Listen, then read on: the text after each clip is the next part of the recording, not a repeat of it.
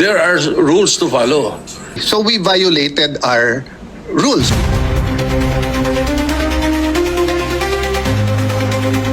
So let me start with what the minority leader said as far as the Blue Ribbon Committee is concerned and the order. Malinaw sa rules natin eh.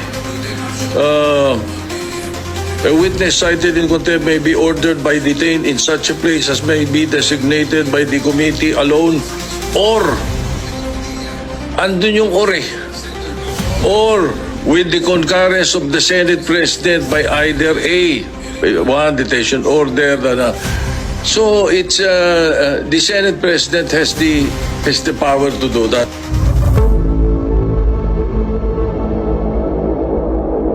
Unang-una, Mr. President, sa rule, verbal lehis. Kapag ka very clear, plain interpretation, clear po yun. You do not interpret. Ang sinabi po sa Rule 6, a witness in contempt may be ordered detained in such a place may be designated by the committee alone.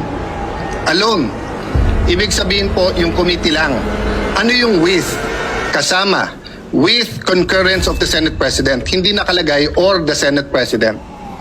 So you ask all the lawyers here, they will tell you, ang ibig sabihin nito, pwedeng kumuha ng concurrence or pwedeng hindi. Yun yung or. Hindi po to committee or the Senate President.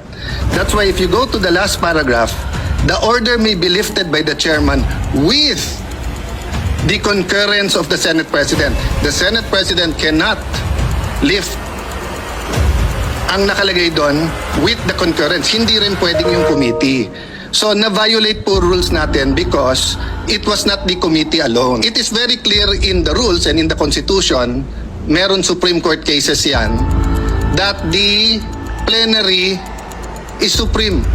Even the Senate President said, di ba, primus inter pares, he's just the first among equals. Equal tayo lahat. But of course, he represents the Senate.